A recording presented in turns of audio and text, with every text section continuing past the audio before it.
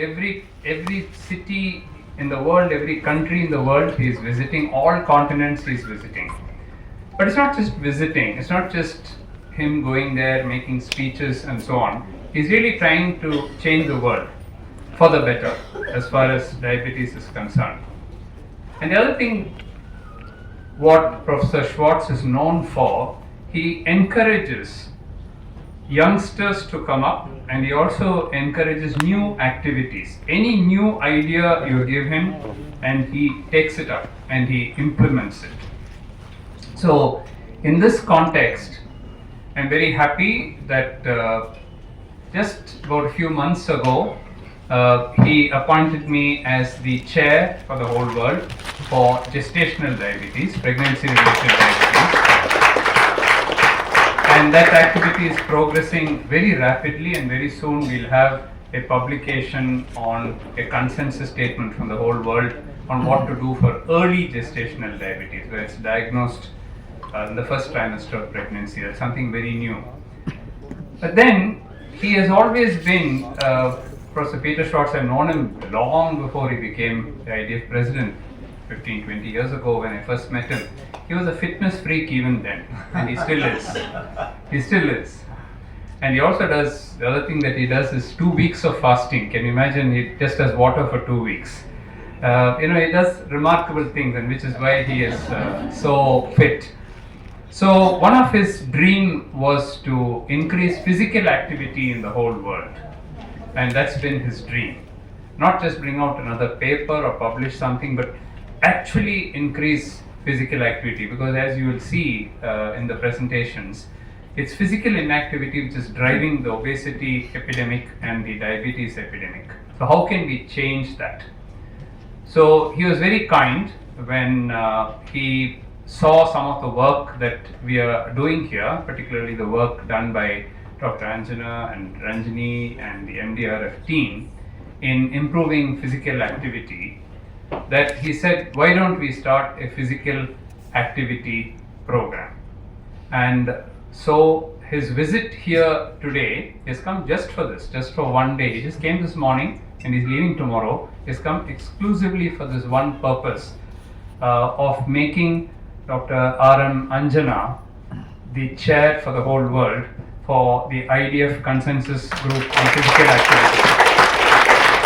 So that is the purpose of today's meeting, that we are starting a global program for the whole world for physical activity, because we believe that diet and exercise, nutrition and exercise, lifestyle modification is the way to treat type 2 diabetes. Type 2 diabetes is 90% of all diabetes, and unlike type 1 where you have to take insulin 4 times a day or use a pump and so on, in type 2 diabetes, which is 90% of the whole world, and Professor Schwartz will tell you the numbers, it's all increasing because physical activity is going down and we are eating unhealthy diets. We can change both of that.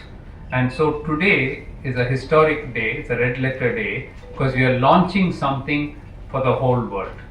And Professor Schwartz is here to tell you about it, and then Dr. Anjana will also talk about it, and then so I don't want to steal their thunder, but thank you all for coming. I know that we have been having the Ditwa cyclone, and we're not even sure whether this event will go through, but so many of you from the press and media have come.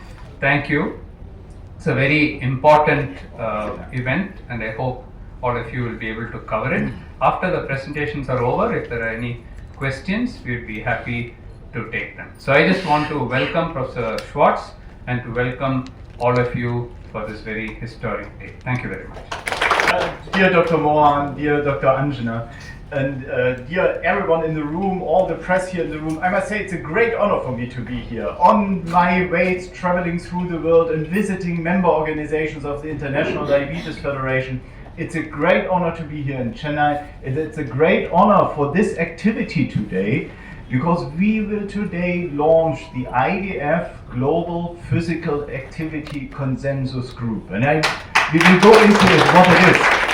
But if you have carefully listened to Dr. Mohan's introduction, there was active, and he is active, and we are active, and activity is needed, and It was the most common word used in his welcome address. And this is truly, if we think about diabetes on the global scale, activity is needed to set something against diabetes. Activity and physical activity is needed to walk away from diabetes. If we dive into the story, the IDF has released 589 million people living with diabetes on Earth. WHO is already talking about 830 million people living with diabetes on Earth. And I think these two numbers are right and wrong, because I think they are not representing the current very fast increase in prevalence in number of people living with diabetes, especially here in the region. And if we want to make a long story short, if you ask me what are the two main determinants that people getting so fast, and especially here in the region, a very aggressive form of diabetes, and there are two things. And one is, and Dr. Mohan already has said it, it's what we are eating, and especially if we are eating fried carbs. This boosts the development of diabetes, because if you fry carbs at a temperature of about 130 degrees Celsius, you build bonds between glucose and fat, and then we are eating this because it's tasty, it's lekker. But then we have this in our gut, and the body cannot break it down because it needs this bond between glucose and fat, because it needs a lot of energy to break it down. So the body is not doing it because there's a constant influx on energy, on overnutrition, overeating. And where is he storing this? And in the liver. And this is the way how we can destroy our liver. We call it MAFID, metabolic associated fatty liver disease. And if you have 100 grams of fat in your liver, you become a non-responder to physical activity. And now we have a link to physical activity. So on one side, the determinant, the fat in the liver, is one of the main determinants of the development of diabetes. And we have to find a way to get the fat out of the liver. And I don't tell you a secret, because Dr. Mohan has said it, 14 days of fasting. Fasting to go into a ketosis. The way of fasting, like your Prime Minister Modi is doing for 9 days every year, or some of the Hindus are doing it for even longer with water diet or water therapy, is a very efficient, very socially balanced way of doing something against diabetes. But this is not enough. I want to give you an idea about European data. If we jump 100 years back in Europe and we look what the people were eating 100 years ago and how physically active they have been 100 years ago. And many people in Europe have been farmers at this time. So they have eaten a lot because the full day they were on the farm and had to work hard and so on. Today, our lifestyle has changed totally. And we are still eating the same amount of energy. Actually, the quality of food in Europe went down. We are eating a lot of processed food today, and a lot of ingredients, a lot of overnutrition in our daily diet. But the amount of food is about the same. But the physical activity dropped by 80%. So we are only physically active to about 20% compared to 100 years ago. If I'm now looking into our human body, we are built with our muscles, our bones, our tendons to walk 36 to 39,000 steps a day. So this is a very long walking distance. From science, we know that 7 to 10,000 steps walking a day is a level what keeps you healthy. But if you are looking into the average what the population is walking, again European data, it's only 2,200 steps. We are a very, very lazy species. So now imagine you have a machinery for 36,000 steps and you use it only for 2,000 steps. It's clear that this machinery gets sick. So we have to think, how can we push and increase physical activity again? Let me make something else. If I would ask you how many hours per day we are physical inactive, It's 23 hours and 40 minutes. It's unbelievable how lazy we are.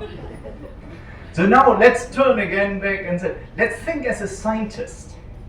So as a scientist, we know that the liver fat, what I just told you, this is very dangerous. Actually, the liver fat is responsible that diabetes progression in India is much faster than in many, many regions in the world. Or Southeast Asia, it develops much faster into diabetes than many other regions in the world.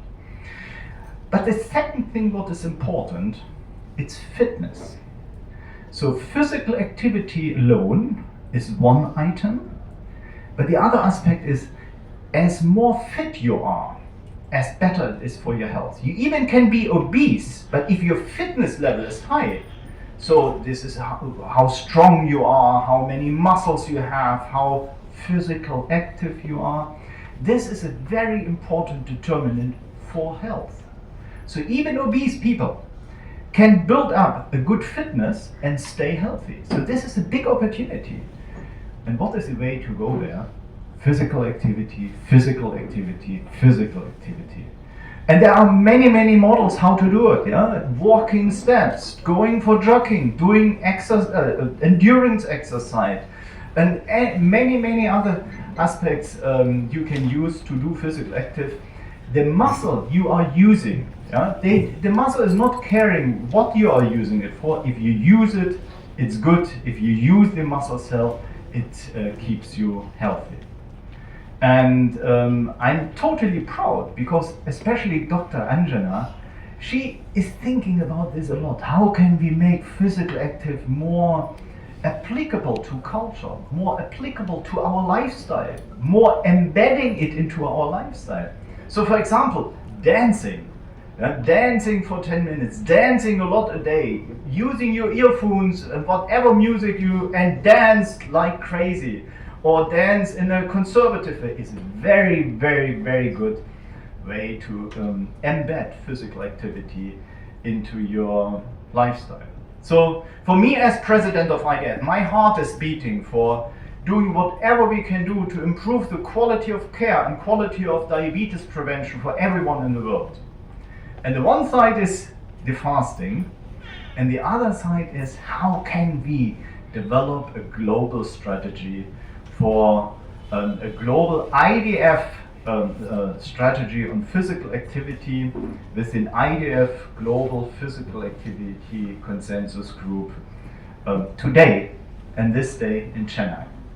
And as a final statement, you can be very proud because you see Dr. Mohan, Dr. Anjana sitting here, and I'm traveling a lot in the world, and it's very, I get educated a lot by visiting the member organization.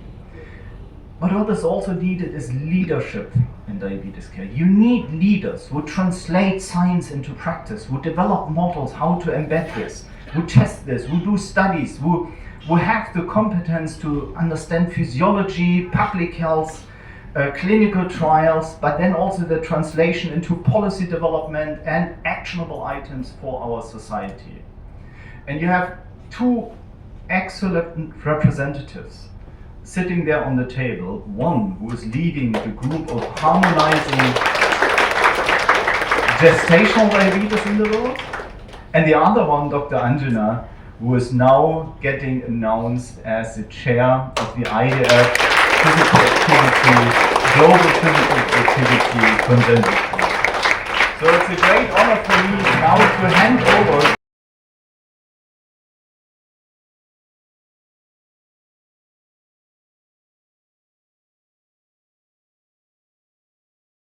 So today I'm going to be talking about the IDF Global Active Guidelines that we are bringing out from IDF to the world. Now here's a paper published by Tessa Strain and the WHO group that talks about global trends all over the world about physical inactivity. And what we show is that even over the last few years, and we have projections up to 2030, across the world, among men and women, especially among women, there is a lot of physical inactivity. South Asia is no different. Look at the pink line there. That is women in South Asia. We're topping the bars at about 62% being inactive overall. So the story goes that across the world, in all continents, among men and women, there's a lot of physical inactivity. Now let's look at data from India. So this is from the ICMR India Diabetes or INDIAB study.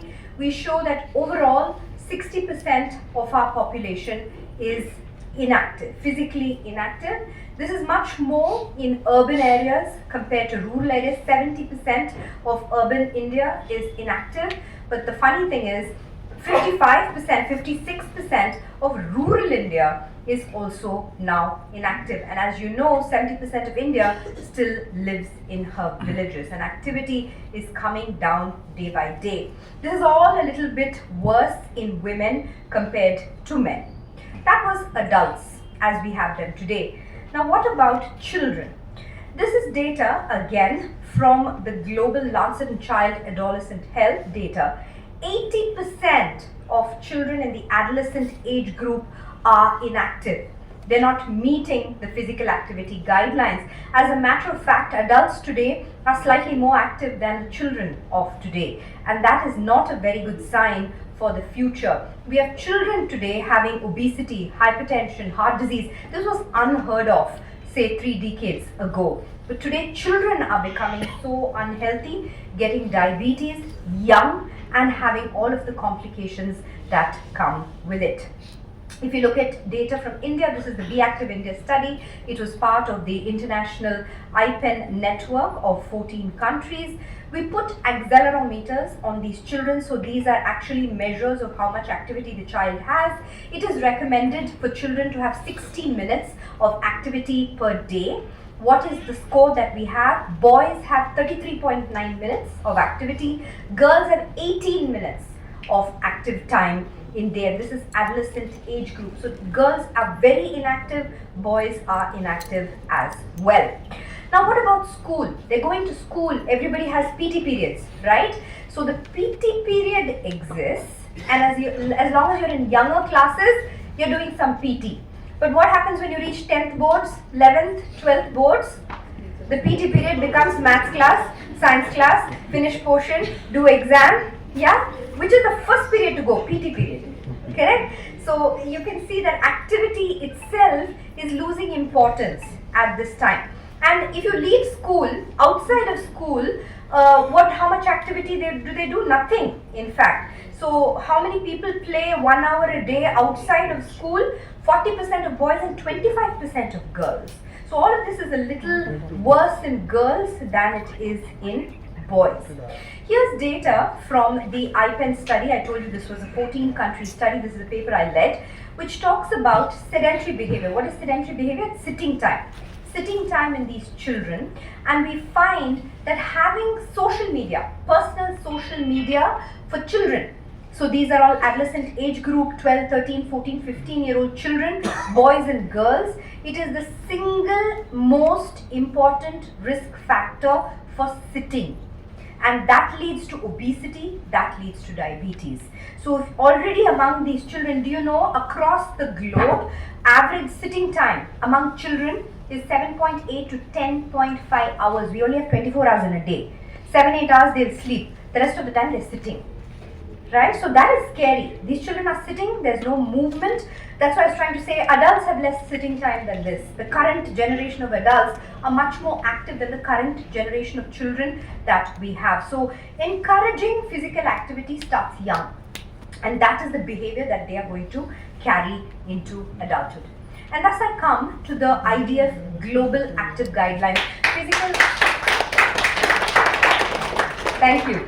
So physical inactivity is a problem around the world, just like COVID was a problem around the world. We are no longer talking just about a region or India or anything like that. We are bringing the world together through this program. Activity has to start young, has to be there in adults.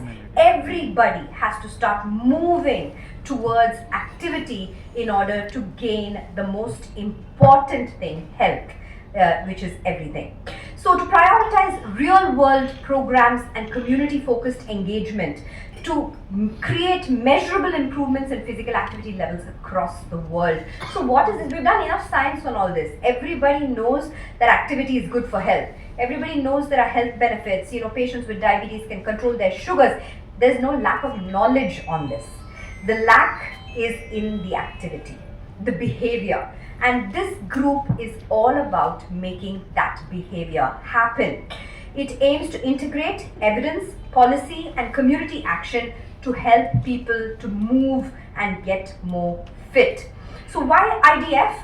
IDF is a global leader. It has credibility and partnerships, member organizations across the globe. It is the single most important and largest organization with special focus on low and middle income countries. It has cross-sectoral reach in health, education, transport and planning. Trusted advocacy and evidence-based approaches. All of us trust the IDF numbers, the IDF guidelines that come, and community networks capable of driving behavior change. So now let's start with the active guidelines, the IDF Global Active Guidelines. The first thing we're going to do is launch an IDF Global Physical Activity Consensus Group, and that is what I was the chair of just now. So here we need people from all over the world. We're no longer talking regional, we're talking about the world. So a group of people will come together to make these guidelines active. We're going to launch the IDF Active Health Campaign. So what is this? Everyone talks about 10,000 steps a day. We now know we can walk up to 39,000 steps a day, and we don't do so. Just to let you know, Professor Schwartz, the Indian average is also 2,200. The average Indian walks 2,200 steps a day.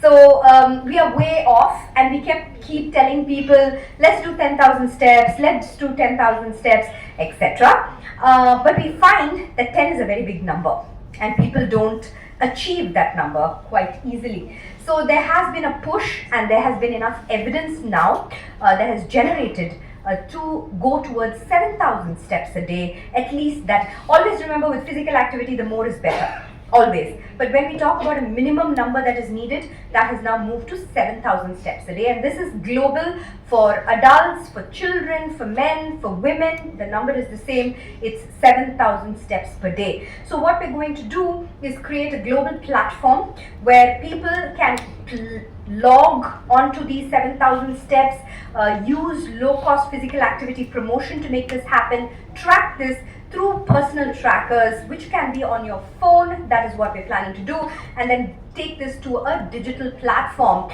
where country-wise, region-wise, you can actually start improving the step count. We found that when we had the DMDSC Fitness Challenge and step count, so many of our employees, it's amazing. People are walking 21,000 steps a day. 21,000 steps we have, our own staff walking.